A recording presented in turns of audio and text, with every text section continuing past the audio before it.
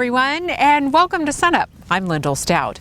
We begin this week in one of the winter wheat research fields at OSU, and we're joined by our extension wheat pathologist, Bob Hunger. Bob, give us an idea of what you and the team are studying out here and what specifically is going on today. Well, Lyndall, these are the wheat foliar fungicide trial that I conduct each year, and so we have replications of different fungicide treatments in here. There's a total of 16 of them, plus on-sprayed control, and so we were able to compare the efficacy of those fungicides in controlling the different foliar diseases that come on wheat, like powdery mildew, stripe rust, and leaf rust. And specifically, what is your research team doing today? Today they're putting on the primary application of fungicide. Some of the treatments have a double application. We put on some fungicide back in early March when the wheat was quite short, about growth stage 6 or 7, where it's just starting to tiller or just starting to joint well. And then now the primary application is going on. The heads are fully emerged, and the wheat disease is starting to come in here as it is across the state. What will you do with the data once it's all gathered? Well, once we harvest this trial, then we'll have the results showing us how the fungicides affected not only disease severity of such as powdery mildew and leaf rust, but also then how the yields were affected and also the quality, the 1,000 kernel weight and the test weight of the grain. This is shared with the growers and the extension people so that they can help make recommendations as to which fungicides would perhaps be the best to use. And it also gives us the information to show how important fungicides are to improve not only the yield of wheat, but also the quality of the grain. What kind of disease questions are you getting right now, and what are you seeing around the state? Well, it was relatively quiet for diseases early because we were so dry for quite some time. Over the last couple weeks now, especially about the last 10 days with the coming of the rains and whatnot, leaf rust in particular has really started to show up across the state. I haven't seen a lot of it here yet in this trial, but I'm suspecting it will come. We were lucky, fortunate that we missed out on stripe rust infection because there just wasn't much inoculum to the south of us to come up, and then we didn't have the right kind of weather when there was some inoculum, not enough moisture, so there's been no stripe rust. Powdery mildew has come in on lower levels, lower leaf canopy has been hit pretty hard with that. And then in no-till fields, we've seen a fair amount of tan spot and septoria that are coming on. But again, a lot of this is because of the moisture that's come in the last 10 days. Are you seeing some wheat streak mosaic virus as well? Yes, that's the other thing that has come into the diagnostic lab. I think over the last 2 weeks we've gotten at least 10 or 12 samples that have all tested positive for wheat streak mosaic virus, which is one of the viruses that's transmitted by the wheat curl mite. There's been some of that, and there's also been some barley yellow dwarf, which has surprised me some because it didn't seem to me over the fall, winter there were that many aphids around, but in some fields we're getting a lot of positives of barley yellow dwarf as well. Any treatment options at this stage? The wheat's getting pretty far along. Well, of course, for the foliar diseases, that's part of what this research is about, is to demonstrate how important it is to use foliar fungicides, especially if you have a susceptible variety such as was planted in this trial here. So you can use the foliar fungicides for those diseases. For the wheat streak and the barley yellow dwarf, at this point there's not much that can be done because those infections are there. There's nothing you can do as a curative for those diseases, but especially for the wheat streak, it comes down to being a good neighbor and controlling volunteer wheat in the fall so that you don't have the buildup of the mites that carry the virus into a neighbor's field or one of your own fields to result in the wheat streak mosaic virus in the spring. This is an overview today, but you have some materials that go a little bit more in depth that we can share with our viewers? Oh yeah, there is definitely a fact sheet on wheat curl mite transmitted viruses that I'll make available to you on your link. Okay, Bob, thanks a lot. You bet. And for a link to that fact sheet that Bob just mentioned, go to sunup.okstate.edu.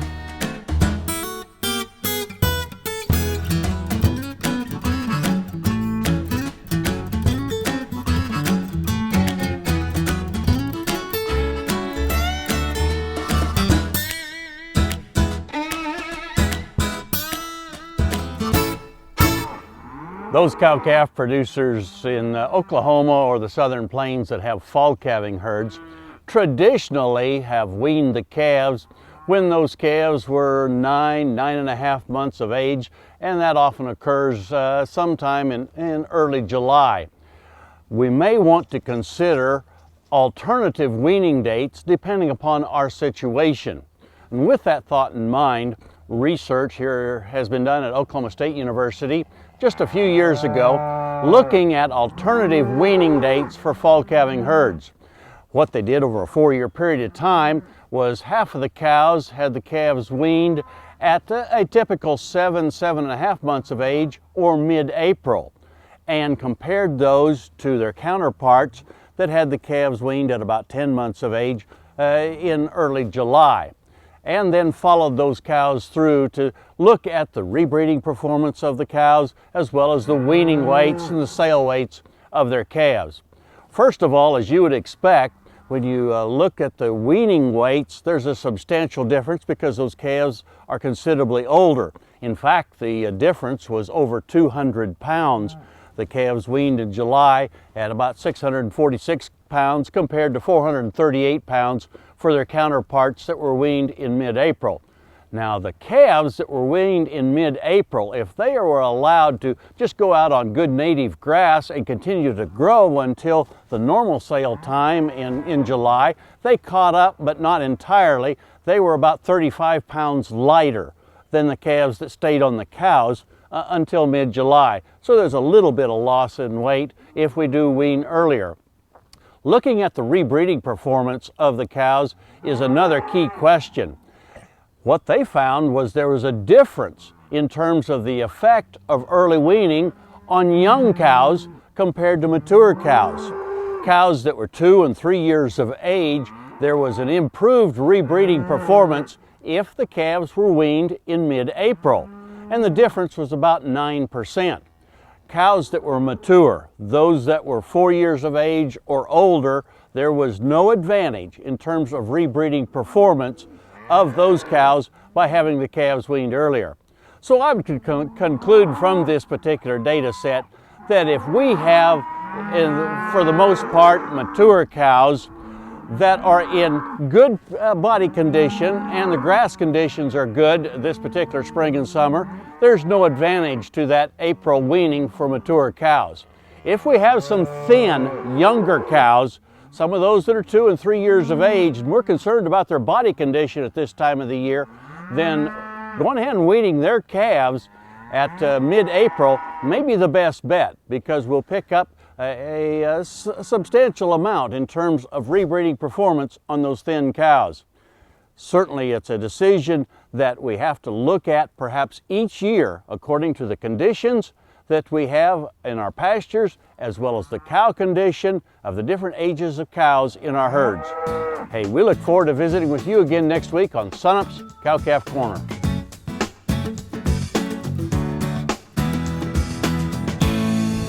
The seasons are changing, and so are the feed requirements for cattle. And Dave, let's talk about where we're at and where we're going to go with the feed requirements for cattle. Well, the winter feeding season is at an end, thankfully, and the grass is greening up, and so people will transition, or maybe already have transitioned from a winter feeding program that might include some hay here late in the winter, and then most of the winter since last fall they've probably been providing some supplement. In that supplementation program, it's probably provided vitamin A, which is really critical, as well as some phosphorus, calcium, a little bit of potassium, and then the trace minerals that you think about cattle need to reproduce and maintain a strong immune system. So that's going to stop now that winter feeding is over, and so from here on out, you know, the mineral feeder is probably going to need to provide, in many cases or most cases, those nutrients. So it's a matter of managing a mineral program now for the rest of the summer. And since the first of the year, there have been some changes in what we can actually put in the mineral feeder. That's a good point. The new veterinary feed directive has changed things a little bit. So the primary concern here in Oklahoma this time of year is going to be a risk of anaplasmosis. And so producers need to work with their veterinarian to determine if they should be or want to choose to include an antibiotic in their mineral supplement, and that is possible. But now that those rules have changed, you have to have basically permission and fill out a form, which is this veterinary feed directive form, to be able to do that. And in the past, it was a little bit for the whole herd, but now it's more selective about how you administer it. Well, I mean, it was over the counter. Right, yeah. In the past, it Yeah. was over the counter, and no longer is it available over the counter. You just have to work with your veterinarian, and if your veterinarian and you together decide that's a wise thing to do in your situation, then you look into the options to get that accomplished. What are some other nutritional things that producers need to be thinking about as we do transition into spring and on into summer? Well, I mean, as far as hopefully the cows are at this point in time in good enough body condition going into the breeding season. You know, calving is probably about over in many herds. Right. And so that the point at which body condition score is most important is calving time.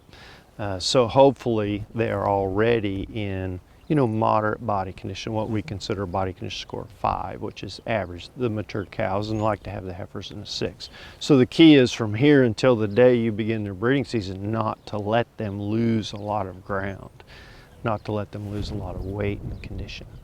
And we've been fortunate with a fairly good winter with the green up and all that, but moving forward, we're probably not going to have that same lush forage. No, it always starts out green and lush, and then as it matures, quality goes down. But the tricky part of all that, Dave, at this time of year, is not letting them slip while, there's a little bit of green grass out here, but there's not a lot. And so the cattle are excited about running around, well, they don't run around, but they go around grazing those lush blades of grass, and it's hard for them to meet their dry matter requirements this early. Now, as it grows and it sort of catches up to the cattle and passes them as far as forage availability, they'll be able to get a full, a fill of high quality forage. So the challenge this time of year is not letting them slip and lose weight because they don't get enough of that high quality forage to eat. So that's why, maybe extending your supplementation program a little bit longer, even though you think you see a lot of green grass, is probably a good idea. So it's good to have that a little bit of overlap in between there. It is good to have that overlap. Okay, thank you much. Dave Lawman, beef cattle specialist here at Oklahoma State University.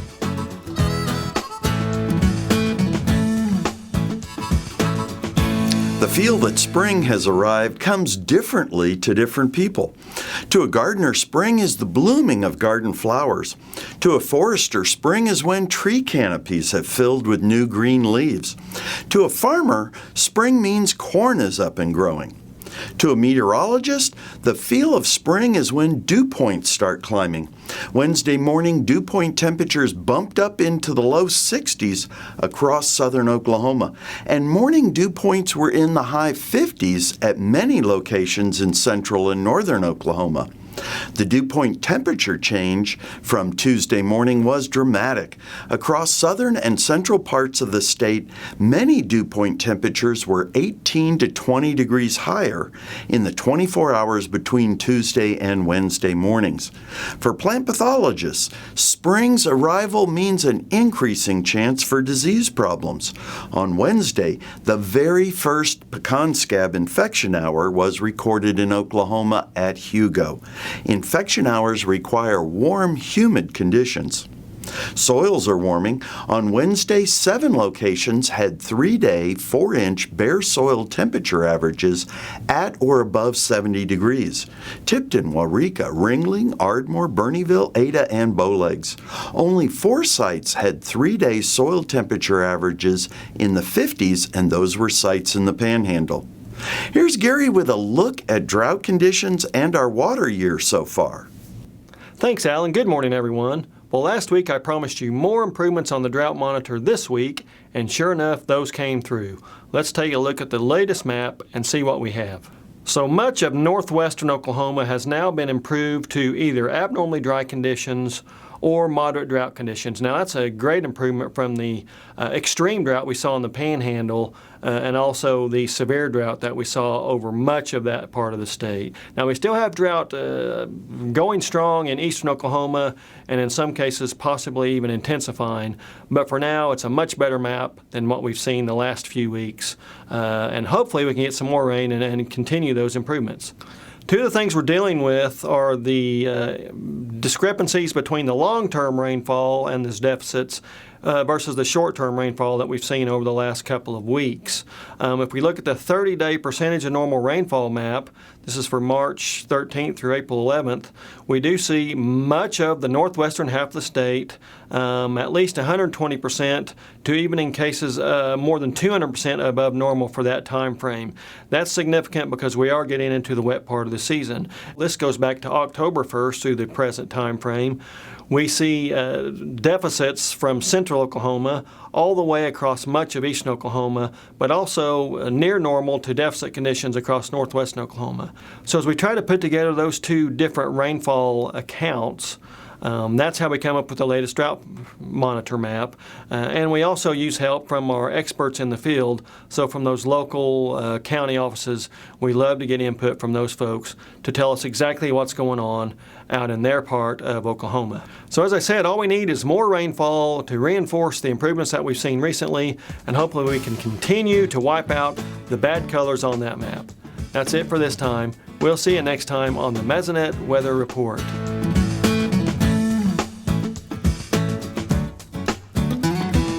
Kim Anderson, our crop marketing specialist, is here now. Kim, some good and bad news this week. Let's start with the bad news and the update on 2017 production. Well, the worst news has got to be wheat stocks. You look at U.S. projected ending stocks, the highest since 1987. Of course, record world ending stocks projected. It'll be the fourth year in a row that we've had those.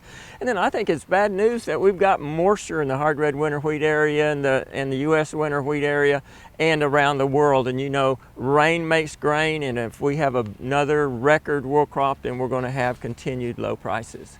Please offer me some good news now. Lift our spirits a little bit. Well, I think the good news is we're having really good export demand for hard red winter wheat. You know, our export sales this marketing year over twice of what they were last year. We've got the lowest planted acres year, depending on which way you look at it. If you're looking at Oklahoma, it's back into 1962. If you're looking at Kansas, you're back into 1907.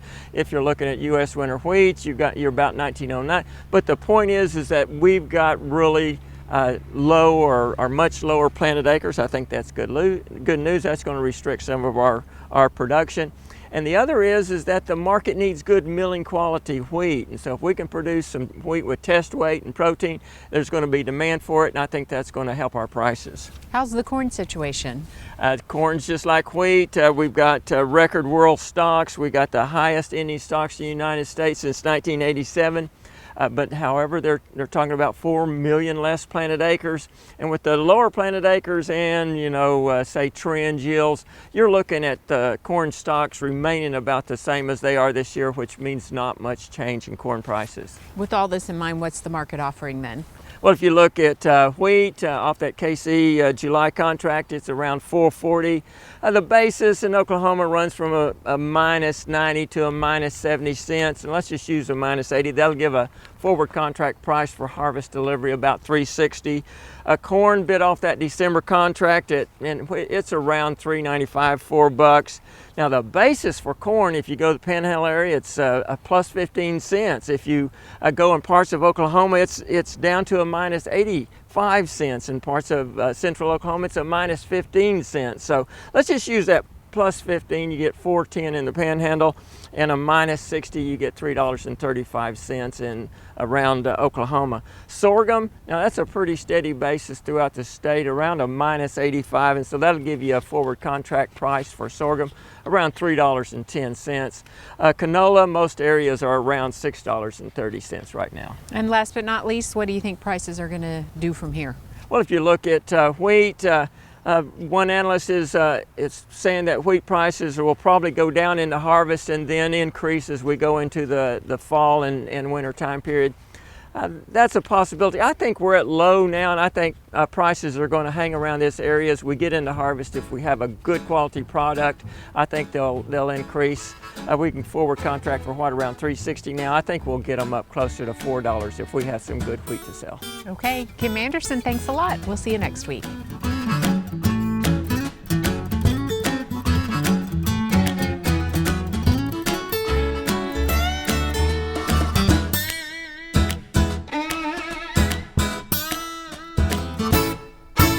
Talking turkey now, and the research project that takes us to western Oklahoma. Here's SUNUP's Curtis Hare. It's the end of the trapping day at Pack Saddle Wildlife Management Area. Maybe tomorrow will be better. Oklahoma State University graduate student Allie Rakowski is trapping wild turkeys for research. Although Allie and wildlife technicians Megan Vey and Drake Hardman haven't had much luck the past few weeks, there's a more pressing issue for the evening. Do you want carrot cake over chocolate cake?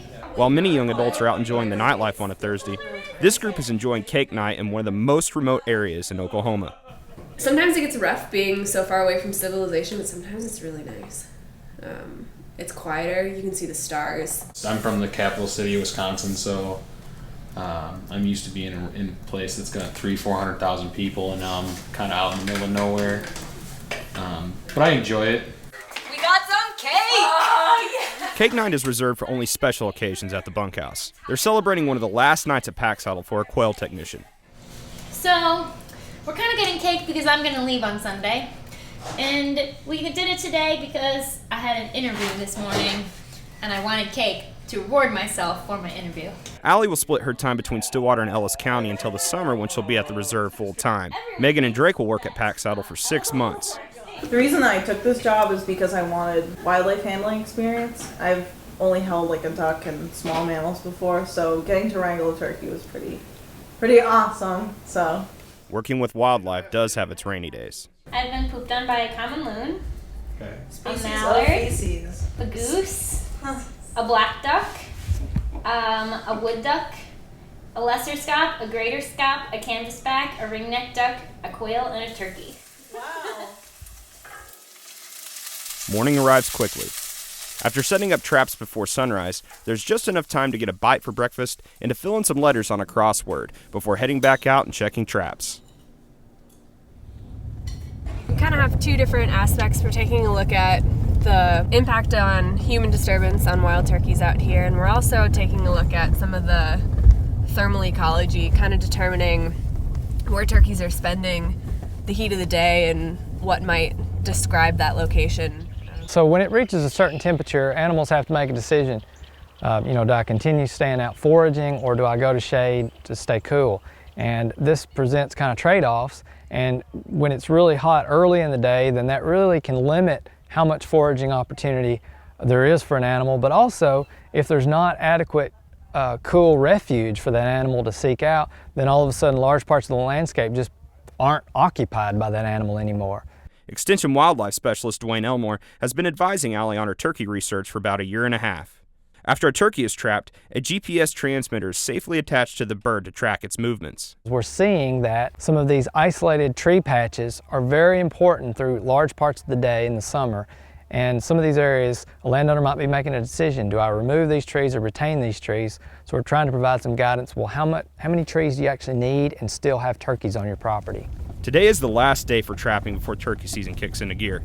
So far, they've had no luck.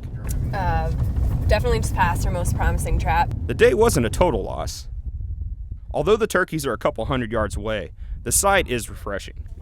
Allie, Megan, and Drake will pick back up on their research at the beginning of May.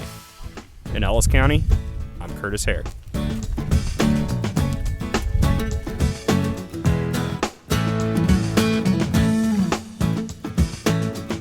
Shinnery oak occurs in a pretty small part of the country. It's in western Oklahoma, throughout the Texas Panhandle, and in eastern New Mexico. And it's a low-growing clonal oak. So it typically stays less than waist tall, and it's an important wildlife plant. So there's a lot of conservation value, especially for bobwhite and wild turkey. And it produces a very large acorn, but they usually don't persist very long into the fall. Wildlife and insects consume them. And then when it leaves out later on in the spring, it has a very irregular, jagged leaf margin. is slightly glossy and dark green. And this plant is highly adapted to fire. When it's burned, it comes resprouts rapidly from the roots, and within 2 or 3 years, the plant is back to the structure it was before the fire took place. So in addition to providing acorns for food, a lot of birds actually eat the catkins off of these oak, and particularly they use it for cover, both for cover from predation but also for thermal cover to shield them from the midday sun. A landowner might have an interest in trying to get shinnery back on the landscape for the cover it provides and also for the food resources it provides. And so we're hoping to be able to provide some best management practices to landowners in the future. But right now we really are kind of at ground zero. We really don't know how to grow it. So last year we started with collecting hundreds of acorns, and we're experimenting with different stratifications and different light levels to see how we can best grow these in greenhouses to transplant them back into the sandy soils. If a landowner wants to do shinnery restoration, how can they go about that? So we're partnering with the Forest Research Station in Idabel through OSU to learn about acorn germination and survival, rhizome survival, and then also about transplanting it back into these sandy soils.